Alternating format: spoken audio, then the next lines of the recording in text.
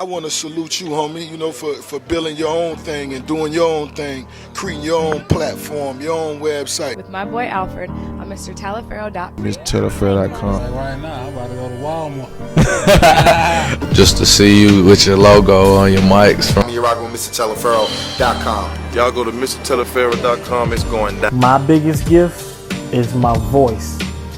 It allows me to speak to the culture. Right now, you're turning up on MrTaliaferro.com, shawty. Yeah! All right, let's do 3 keys for both of the teams participating in the NBA Finals. Let's start with the Eastern Conference champion, Cleveland Cavaliers. Now, I could easily bring up how LeBron James' mentality is a key. I don't want to do that this year. We've seen what LeBron James did in the NBA Finals. We all understand how important bringing a championship to Cleveland is for LeBron James.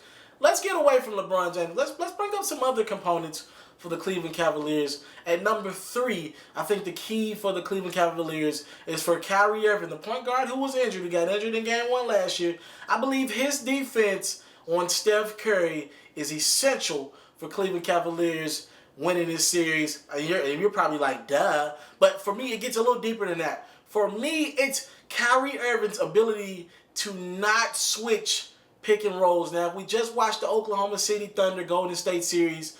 Towards the latter part of the series, when Golden State switched those pick and rolls, and generally speaking, Steven Adams would end up on Curry, or if it was Klay Thompson, Golden State made the Oklahoma City Thunder pay for that. And if I'm Kyrie, you got to be able to get through those pick and rolls. I got to see those knees get down, be able to get dirty with Steph Curry, and just make life as hectic as possible. Also, with the acquisition of J.R. Smith, who will be my number 2 key, I'll get to that in a second. The Cleveland Cavaliers have to, Kyrie Irving has to be able to go at Steph on the offensive side of the ball. He has to put pressure on Steph Curry as well on the offensive side of the ball and make him defend.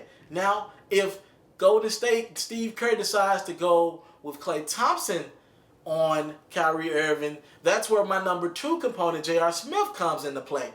Now, it's important for J.R. Smith to be not only a shooter in this series, because all Steve Kerr is going to do is put Steph Curry on J.R. Smith if he's only going to shoot.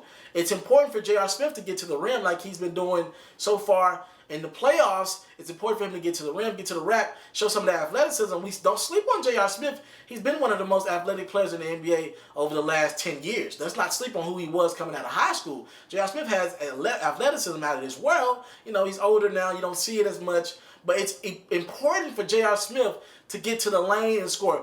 What that does is make Steve Kerr have to put Klay Thompson on J.R. Smith, and that means Kyrie Irving will have Steph Curry at his disposal. We understand Steph Curry is not the best defender. If you didn't know, Russell Westbrook reminded you in his post-game conference after Game 4, Game 5, that he didn't believe that Steph Curry was an essential top defender in the league by a simple head nod. But if Cleveland wants to win this series, at number 3, Kyrie Irving is going to have to be able to go at Steph on both ends, getting through those pick and rolls. And also, if Steph's going to defend him, he's going to have to make him work. Make him work on the defensive side of the ball, which so many point guards do not do. Keep in mind, last year, Mike Conley was injured for the Memphis Grizzlies. Memphis was up 2-1 at one point in that series. Maybe it's a different ball game if he's there for the whole series. And then, put more pressure on Steph, who was able to just to light it up. Mike Conley wasn't, at best 50, 60% with the eye injury. Also, in the finals, he missed out on Kyrie last year. Kyrie's healthy this year. He said he's 100%. So now Steph's going to have to actually work in the finals. And you just can't hide him on a Roberson like you were able to do in the Oklahoma City series. He actually has to work for 48 minutes against either a Steph or a J.R. Smith, whomever it might be. Now, the number 1 key for the Cleveland Cavaliers, if they want to have any chance at beating a Golden State Warrior team that's going to be tough as is pretty much their number 1 key for every game they play in. It's the play of Kevin Love. When Kevin Love is able to get involved, generally speaking, in the first quarter, shoot threes, get on the box, it's not just Kevin Love. It's also the team getting Kevin Love the ball. I've seen it too many times. You got to, once Kevin Love misses a couple shots, they tend to not give him the ball. If he has a couple turnovers, you can't do that with a star. I understand that every possession is pivotal in the playoffs. Look, this man is a max player.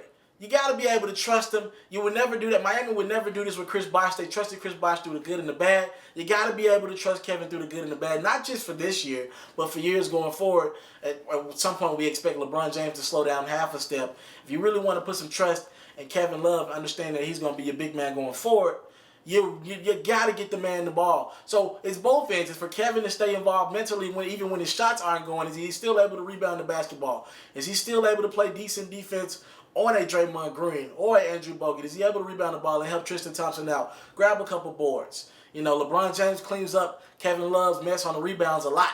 Him and Tristan Thompson, you really talk about that a lot though. But LeBron James, averaging 7-8 rebounds, he cleans up a lot of slack for Kevin Love on the boards. So it's key that not only does Kevin Love get it going early, generally speaking, Cleveland to give him the ball early, but it's for the players around him to give him the ball even when he's struggling on the block. Like, don't just give him the ball on the perimeter. Don't make him a spot-up shooter. The man averaged 25 and 10 his last season in Minnesota. Give the man the basketball on the block. He can score with the best of them. How many big men can you know as versatile as him, able to get on the block and score and take it out to the perimeter? He can score. Kevin Love can ball. Not to mention he's one of the best outlet passers I've ever seen in the NBA.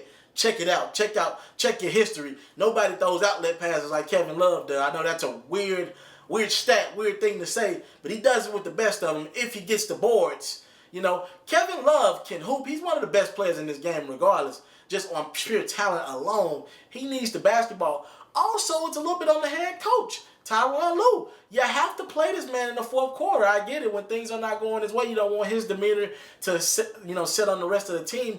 You got to trust him. He's a star. He's your big man going forward. You got to be able to trust him because Tristan Thompson doesn't give you a lot of offense, but you still keep him in the game. I understand that Tristan Thompson rebounds, and he's a great rebounder, but you got to keep Kevin Love on the court, man. You got to keep him on the court. So it's not only up to Kevin Love to be in it mentally, but it's for his teammates, the J.R. Smiths of the world, who actually does a good job of getting, feeding Kevin Love on the block, surprisingly enough. These are things that J.R. Smith struggled with in the past. But for Kyrie Irving to find, he's the point guard. For him to find Kevin Love and call plays specifically for Kevin Love. It's important that they keep Kevin Love involved. And if you keep him involved on offense, he'll play better defense. That's usually how it goes for players in the NBA. Hey, I want to thank you for taking time out of your day to watch my interview, my performance, or maybe it was a feature story. Now, right now, you can either subscribe to my channel or you can watch other performances. Thank you for taking the time out. It's MrTeleferro.com. After seeing Drake sell 1 million copies, does this change your opinion of Views from the Six? Do you now respect it more, or maybe do you respect it less because people are out buying music that you don't